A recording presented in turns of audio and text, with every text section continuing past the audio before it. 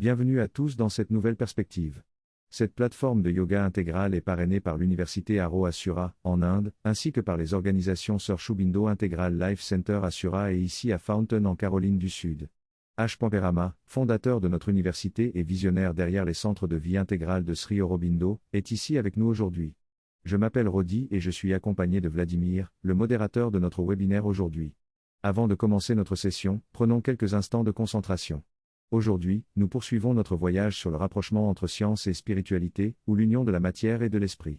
Sri Aurobindo et la mère affirment fermement que l'esprit et la matière sont en essence une seule entité et peuvent être unis et seront unis grâce au processus d'évolution, aidé par la conscience supermentale.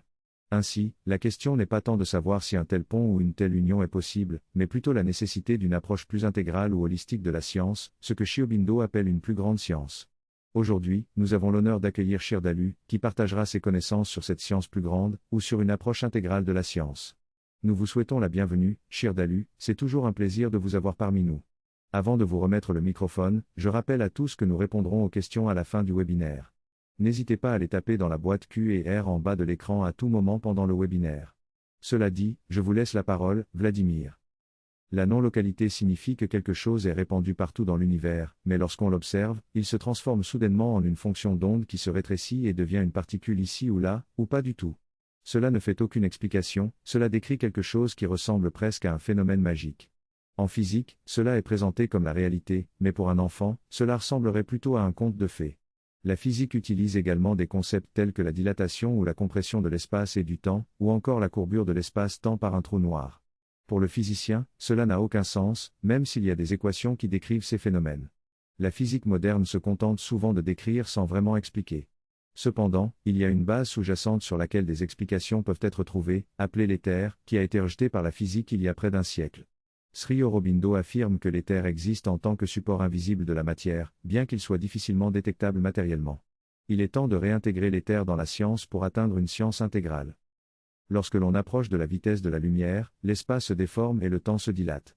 Cela est dû au fait que l'éther, une substance, qui était autrefois considérée comme présente dans l'espace, a été exclue car les expériences menées n'ont pas donné les résultats attendus. Cependant, des expériences ultérieures ont révélé des changements significatifs dans la vitesse de la lumière, remettant en question l'exclusion de l'éther. L'hypothèse selon laquelle l'éther serait fixe dans l'espace a été contestée, car il est en réalité un fluide en interaction constante avec la matière. Des expériences ont montré des résultats différents en fonction de la position géographique, ce qui met en évidence l'interaction de l'éther avec la Terre.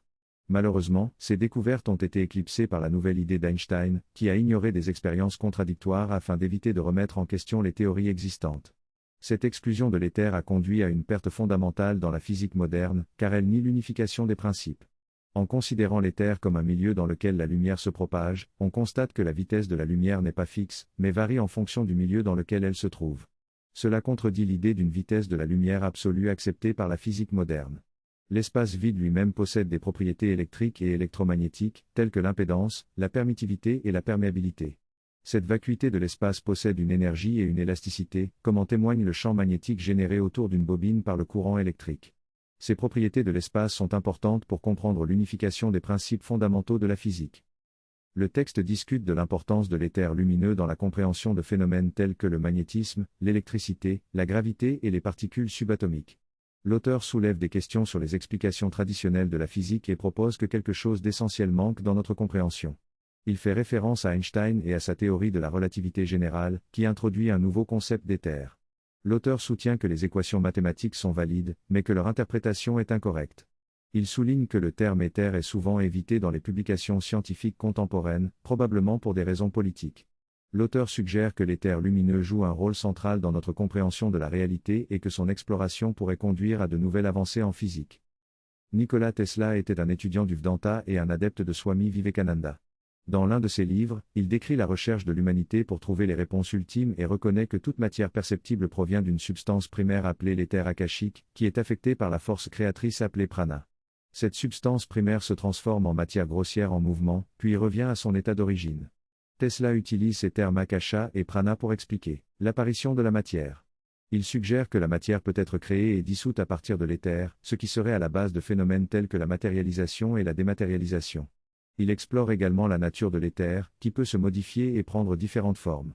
Il décrit l'origine de la conscience créatrice divine et sa capacité à se représenter de différentes manières pour connaître et intensifier son propre être. Sri Aurobindo développe ensuite 5 principes de modification de la conscience pure, allant des vibrations au contact et à la communication, jusqu'à l'apparition de formes stables grâce aux interférences répétitives. Selon la description védique, le principe formateur qui soutient l'apparition des formes est celui du feu. Il existe 3 types de feu, le feu solaire, le feu électrique et le feu matériel. Ces feux sont compris comme des opérations se déroulant dans le domaine subatomique. Le feu électrique modifie les électrons dans les formes périphériques des atomes, tandis que le feu matériel englobe les feux chimiques qui modifient les structures moléculaires. Ces feux permettent l'apparition de formes stables, mais sans encore de rigidité. Ainsi, 2 objets formés de feu peuvent passer à travers l'autre. Cependant, une 4e modification est nécessaire pour introduire la rigidité des formes, celle du principe de diffusion, de l'attraction permanente et de la répulsion. C'est ici que le principe de l'eau intervient. Enfin, la 5e modification de l'apparence de la forme est celle de la cohésion et de la rigidité, qui conduit à l'apparition de formes matérielles stables. Ainsi, la conscience créatrice originelle devient consciente d'elle-même grâce à 5 degrés d'automodification, superposant les phénomènes les uns aux autres. C'est par l'étape finale de cette modification de soi que l'apparence de la forme rigide est atteinte. Cette description védique de l'apparition de la forme à partir de ce qui est informe peut être comprise comme de la physique pure. On reconnaît que la conscience expansive originelle est l'éther. Il existe 2 éthers selon Sri Aurobindo, l'éther dense qui constitue le monde physique et l'éther subtil qui est la base des mondes subtils. Dans les 2 cas, le processus de formation est le même. Ainsi, cette science englobe à la fois le domaine physique et les mondes subtils, en se basant sur le même processus des 5 éléments ou des 5 modifications de soi. En d'autres termes, tout objet physique peut être décrit en termes de sa composition proportionnelle des 5 qualités formantes. En modifiant ces 5 qualités formantes, la matière elle-même peut être transformée. Cette compréhension permet d'expliquer de nombreux phénomènes paranormaux, tels que la matérialisation, la dématérialisation et la transmutation d'objets. L'esprit peut intervenir et modifier ses propriétés en reconnaissant que les 5 principes sont des modifications de différents niveaux de consci, NCI. Cette base permet ainsi de comprendre comment l'éther peut être la base d'une nouvelle science physique qui inclut les domaines subtils et leurs possibilités, car l'éther lui-même est une substance consciente. La conscience cosmique est responsable de la création de la matière et l'aperçoit à travers notre esprit incarné. Notre esprit peut également agir sur cette création dans notre espace local. Ainsi, la psychologie, la matière et même le spirituel peuvent être unifiés dans ce principe. Sri Aurobindo mentionne une conversation intéressante où il souligne la différence entre l'esprit d'un scientifique et d'un occultiste. Il explique que la science a découvert les 2 premiers types de feu mais reste à découvrir le 3e. De même, la science a découvert l'électricité et les ondes radio, qui appartiennent au principe de l'air. Cependant, elle n'a pas encore maîtrisé pleinement ce principe. Un des problèmes majeurs de la science actuelle est l'incapacité à unifier toutes les forces. Si l'éther était réintégré dans la compréhension scientifique, il serait possible de voir comment l'électricité est en fait le mouvement de la force éthérique qui entraîne les électrons. De même, l'électromagnétisme et le magnétisme peuvent être compris en termes de processus éthériques. Quant à la gravité, selon cette théorie basée sur l'éther, il est possible de la comprendre comme une tension dans l'espace-temps élastique qui réagit à la présence de la matière. Toutefois, cette théorie n'est qu'une manière de voir les choses parmi d'autres. L'important est de reconnaître que la réintégration de l'éther dans la compréhension scientifique pourrait permettre d'unifier toutes les forces et de résoudre les problèmes non résolus actuellement. Dans ce texte, l'auteur discute de l'éther et de ses implications sur la science et la technologie. Il explique que l'éther contient une quantité énorme d'énergie, suffisante pour évaporer tous les océans de la Terre instantanément. L'auteur utilise l'exemple d'une feuille de papier pour illustrer la pression exercée par l'éther, rappelant que l'air crée une pression sur tout ce qui l'entoure. Il mentionne également l'inertie et la possibilité de la neutraliser en modifiant la relation entre la matière et l'éther. L'auteur aborde ensuite le sujet de la gravité et la relie à l'éther, expliquant comment la pression de l'éther crée la force de gravité. Il suggère ensuite que la technologie de l'éther pourrait être utilisée pour modifier la pression de l'éther et annuler la gravité, permettant ainsi aux objets de flotter. Il mentionne une expérience réalisée par un scientifique russe qui a constaté une diminution de la gravité au-dessus d'un disque magnétique en rotation à haute fréquence. Cependant, l'auteur souligne que ces découvertes ont été largement ignorées et supprimées. Il évoque ensuite les prédictions de Sri Aurobindo sur la découverte du principe de l'air et fait référence aux discussions sur la possibilité de surmonter la gravité à la fin de la Seconde Guerre mondiale. La direction de plusieurs grandes entreprises aéronautiques affirme lors d'interviews publiques que nous approchons de la fin de l'aéronautique telle que nous la connaissons. Ils expliquent que la forme de l'avion était cruciale jusqu'à présent pour générer la portance nécessaire à son vol, mais avec le développement de la gravité et de la technologie anti-gravité, cette forme ne serait plus indispensable. Cependant, ces déclarations ont subitement cessé dans les années 1952-1953, laissant place à des articles ridiculisant ou ignorant la notion d'antigravité. Il est probable que cette technologie ait été jugée trop risquée pour être divulguée au grand public, car elle permettrait des avancées technologiques majeures, notamment en matière d'énergie libre. Ces avancées seraient liées à la manipulation de l'éther, une substance hypothétique qui serait responsable de la gravité. En effet, si l'éther est bien présent et en mouvement constant, il serait possible de créer des dispositifs capables de capturer ce mouvement pour produire de l'énergie libre. Tout cela renvoie à une base physique plus profonde qui permettrait une unification entre la matière, les mondes subtils et l'esprit. Cette connaissance n'est pas nouvelle, elle serait déjà présente dans les écrits védiques, bien qu'exprimée avec un vocabulaire différent. Ainsi, selon certaines sources publiques, les rishis védiques auraient déjà décrit cette technologie avancée, qui inclurait la manipulation de la lumière et d'autres phénomènes extraordinaires tels que la création de ténèbres en plein jour. Tout cela ouvre des possibilités technologiques nouvelles et fascinantes pour l'avenir, mais qui restent encore à explorer et à développer. La personne parle de certaines parties de la physique actuelle qui ne sont pas expliquées. Il mentionne un phénomène où en soufflant de l'air dans un tube, un processus de tourbillonnement se produit et de l'air chaud sort d'un côté tandis que de l'air froid sort de l'autre côté. Il souligne le manque d'explication pour ce phénomène. Il mentionne également d'autres phénomènes inexpliqués comme la température de la surface du Soleil et sa couronne, ainsi que les lignes de force magnétique qui se connectent et se reconnectent, libérant une énorme quantité d'énergie. La personne suggère que l'existence d'un éther sous-jacent pourrait expliquer ces phénomènes et permettrait de résoudre de nombreux problèmes en physique, y compris la physique quantique et la relativité restreinte. Il mentionne également que Nikola Tesla était un partisan de cette idée d'éther.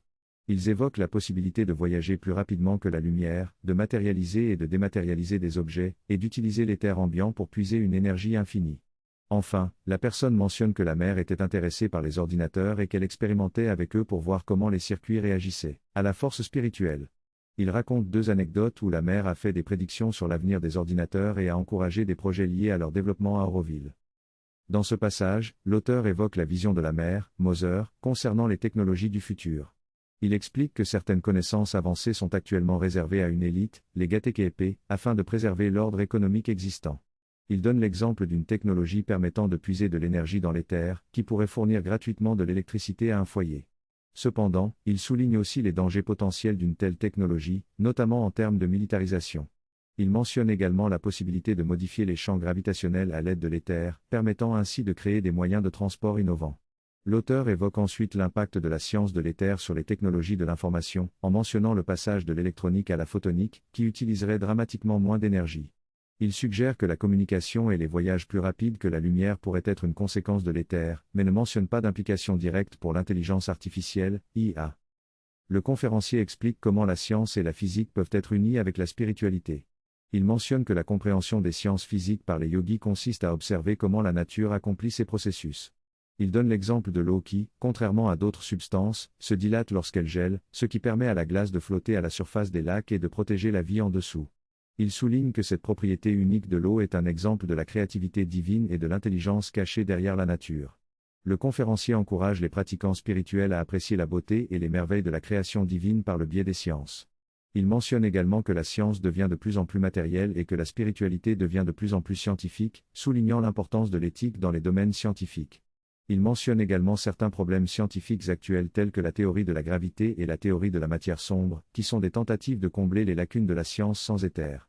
En conclusion, il encourage les personnes intéressées par la science à adopter une approche yogique et à demander la guidance de la nature divine pour une meilleure compréhension de l'univers. Le conférencier évoque la gravité et l'éther. Il explique que l'éther est à l'origine de la création des étoiles et des galaxies qui sont des tourbillons dans cet éther. L'observation de 2 galaxies de tailles différentes tournant à la même vitesse sur leur bord peut s'expliquer par le flux d'éther les entraînant. Ainsi, il n'y aurait pas besoin de champ gravitationnel, de matière noire, d'énergie sombre ou des trous noirs pour expliquer ces phénomènes. Les tentatives de compenser artificiellement ces observations seraient donc inutiles. Le conférencier remercie l'auditoire et annonce les prochains événements à venir. Enfin, il précise que l'enregistrement de la conférence sera disponible sur leur page Facebook et leur site web. La conférence se termine par une concentration sur le thème de l'éther, qui est considéré comme la présence consciente de l'énergie divine.